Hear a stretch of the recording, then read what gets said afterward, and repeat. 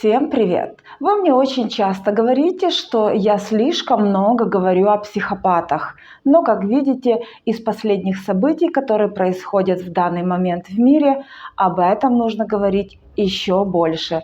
Сегодня поговорим о любви Салтанат Нукеновой и Куандыка Бишимбаева. Итак, по порядку. Почему Куандык выбрал Салтанат? Психопаты, нарциссы, нарушенные люди очень любят ресурсных, вкусных людей. Салтанат добрая, веселая, открытая, эмпатичная, эмоциональная, совершенно счастливая женщина, успешная, с любимым делом. То есть, по сути, у человека есть все для того, чтобы наслаждаться жизнью и быть счастливой. Но вот этого ресурса нет у Куандыка. Этого ресурса нет у нарциссов, психопатов и нарушенных людей. Но давайте прокрутим пленочку назад и вернемся к моменту знакомства. Куандык увидел Салтанат в социальной сети, в Инстаграм, она ему очень понравилась, и он решил с ней познакомиться. Конечно же, на фотографиях он увидел красивую женщину, молодую, ей было 30 лет на тот момент. Она была красивая, успешная, интересная, счастливая, наполнена жизненной силой, наполнена энергией. На всех фотографиях она улыбалась, у нее была куча друзей. В общем, самый вкусный ресурс для нарушенного человека. На тот момент Салтанат Нукенова работала успешным астрологом, у нее было по несколько записей в день, и она зарабатывала очень хорошие деньги. То есть успешная, интересная, красивая, жизнерадостная девушка. Если говорить о Куандыке на тот момент, то в его биографии было уже множество печальных таких событий. Например, первая его жена выпрыгнула из окна в тот момент, когда он был уже дома. Следующий момент – это то, что он уже сидел в тюрьме за воровство в крупных размерах или взятки. Это сейчас не очень важно. Вместо 10 лет он отсидел 2 года и вышел на свободу. Конечно, его уже не допускали до предыдущей деятельности. Раньше он работал министром экономики в Казахстане. Он был из обеспеченной семьи, поэтому стал заниматься бизнесом. Вторая жена, которая родила ему 3 детей, с которой они прожили 14 лет, наверное, благодаря тому, что она много работала с детьми, была постоянно занята, он постоянно был на работе в тот момент. Вот эти агрессивные моменты, их было не так много, но все же было. И тут в его жизни настал такой момент, что он как-то и работал немного, и вроде бы и деньги есть, и что-то как-то, чего-то вроде бы не хватает, а не хватало на тот момент ему ресурса, психоэмоционального ресурса.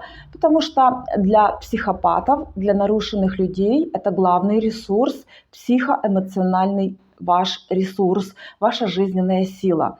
Такой вот насыщенной, наполненной была прекрасная наша Салтанат. Когда они познакомились, он ей очень не понравился. И это было настоящее, истинное, подсознательное чувство на монстра, на психопата, на нарушенного человека. Но Куандык Бишимбаев проявлял такую сильную настойчивость, настырность. Хотя она с мужчинами не работала, мужчин не принимала, но вот он все-таки пробился через какую-то женщину. Он пробился, значит, к ней на этот прием, на расклад астрологический. И потом, в общем, начал ее там уговаривать: я не такой, как обо мне говорят, что вы слышали обо мне, дайте мне шанс, давайте с вами поужинаем, потихонечку, потихонечку. И вот, в общем, началась такая работа психопата с жертвой. Когда психопат, нарцисс, нарушенный человек начинает взаимодействие с другим человеком, он входит в подстройку. Благодаря подстройке, благодаря тонким психологическим моментам психопат входит в доверие и начинает потихонечку уже нравиться. И вот так вот пошло дело между Салтанат и Куандыком. Она начала говорить брату, что действительно он хороший, он такой заботливый, он так много всего делает для меня. Люди говорят о нем, на самом деле, очень много плохого, но это не так. Ну, в общем, это уже пошло такое воздействие психопата на мозг, потому что когда мы взаимодействуем с психопатами, он как будто бы погружает в свою реальность, в свой как бы такой мир, и вы как будто бы отдаляетесь от себя. Я видела в жизни психопатов, я очень много наблюдала за ними издалека. Да, это абсолютно, они все одинаковые, одинаково действуют, и очень важно их распознать на первых этапах. Важно сказать, что все психопаты без исключения это люди с НРЛ, люди с нарциссическим расстройством личности. А значит, у них больное эго, эгоцентризм неимоверный. И, в общем, все связано с этой психологической болезнью. Итак, если говорить о Куандыке, мои дорогие подписчики, то в нем все признаки психопата. Ну, давайте немножечко проедемся. Неимоверная харизма, обаятельность. Они очень обаятельны и харизматичны, но это только на первый взгляд. Если копнуть глубже, то каждый из вас, если вы обладаете хотя бы немножечко какими-то знаниями, увидите черную пустую дыру внутри. И вот это обаяние, и вот этот шарм, он и по сути запутывает людей. Следующее – это постоянная ложь. Как они врут? Они выдумывают на ходу. Поскольку у психопатов очень такой высокий интеллект, выше среднего уровень, то они умеют вот эти всякие модели проделывать. По сути, уже третью неделю идет суд, и я все прослушиваю, и вот как он искажает факты, газлайтинг, применяет прямо там, в суде, шизофреногенные паттерны, манипуляции очень серьезные. Если бы там был специалист, серьезный психиатр, он бы это все сказал, но почему-то в суд не берут таких специалистов. Возможно, в будущем что-то поменяется, но я, вот, допустим, ловлю каждый его момент. Следующая общая черта у психопатов – это манипулятивность. Как они манипулируют, что они делают с людьми – это настоящее шоу. Они с удовольствием погрузят вас в состояние апатии, в состояние постоянной виновности. То есть психопатами вы будете чувствовать такое, знаете, ощущение, что вы постоянно виноваты, и ощущение никчемности. Задача психопатов – погрузить вас в их такой искаженный грязный мир, запачкать вас. И вы будете вот постоянно, знаете, вот под каким-то гнетом, как будто бы вот внутри какая-то дыра, что-то, ну вот как будто бы тяжело жить становится. То есть это вас психопат погружает в эту, в свою реальность. Такая вот реальность, к сожалению, у него ужасная. Следующий объединяющий момент психопатов – это отсутствие эмпатии. Под видео я оставлю ссылку на суд, он дает показания, и там в показаниях, значит, такая информация, что жена рядом, по сути, уже умирает, уже последние моменты жизни, он заказывает себе плов с шашлыком и спокойно рядом ест. Когда Султанат умирала, она не храпела, это был не сон, это был такой храп, знаете как? Задыхание. Она задыхалась уже, потому что она получила очень серьезную травму, как он ее бил на протяжении 8 часов, издевался, бил. Она получила серьезную травму, серьезную гематому в головном мозге, и уже ее мозг отмирал, но сердце продолжало работать. И вот таким образом как бы она еще дышала. Но это уже был такой хрип, предсмертный хрип. То есть там это не храп совершенно, и он очень отличается от храпа на самом деле. Салтанат умирала очень тяжело, очень болезненно, в муках, и в такой, знаете, смертной жесткой агонии. А он рядышком сидел и кушал. Вот. Следующий момент – отсутствие раскаяния. Вот он сидит в суде, что там выдумывает, красиво рассказывает, такой тоже. Ни сожаления, ни горести, ни печали, хладнокровно рассказывает, как по сути все происходило, без каких-либо эмоций. То, что когда ехала скорая и он плакал только по одной причине, что он теряет контроль, а не потому, что она умерла. Ну, хотя, я думаю, он очень злится, что она умерла и создала для него столько проблем. Психопаты очень абьюзивные, устраивают максимальную травлю, если, например, они не могут выжать из вас максимальный ресурс. То есть они, по сути, все время кушают. Для них люди – это еда.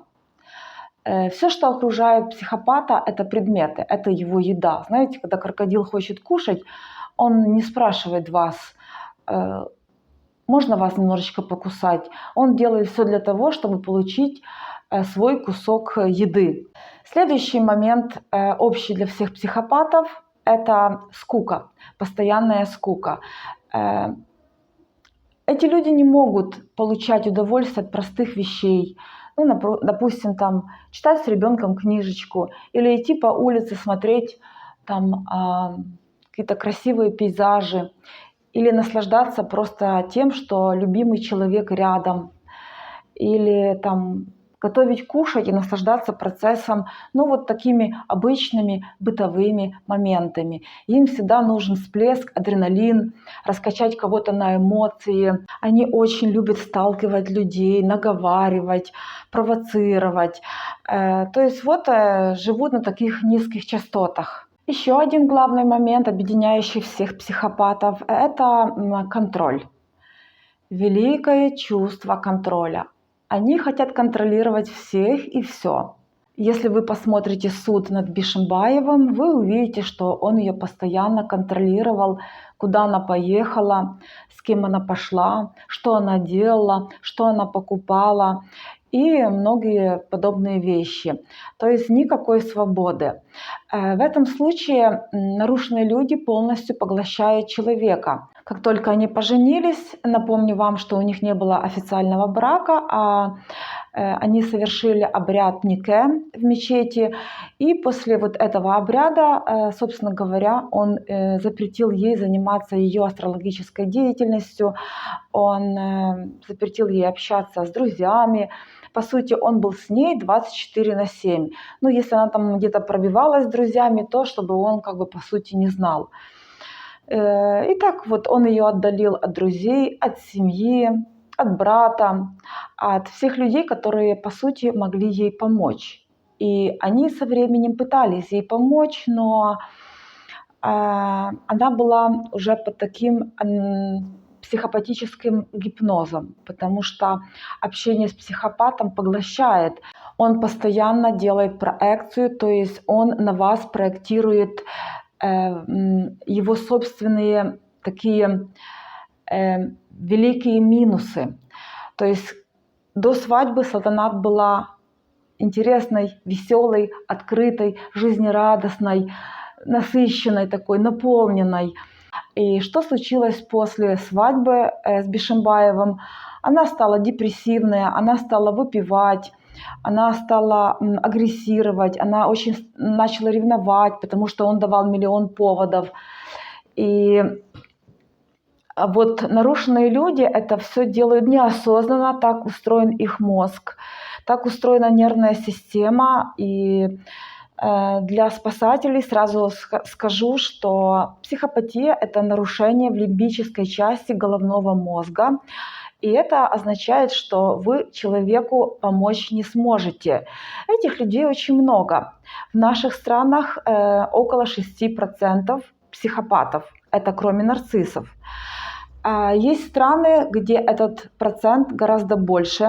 Есть множество стран, где из поколения в поколение передается вот этот садизм, контроль, вот это больное эго. Отличия нарцисса и психопата я могу вам рассказать своими словами в следующем видео, потому что там тоже очень много информации. Вот. Ну а сейчас продолжим об этой любви в кавычках. Какие качества еще есть у всех психопатов? Это то, что они обожают самоутверждаться за чей-то счет.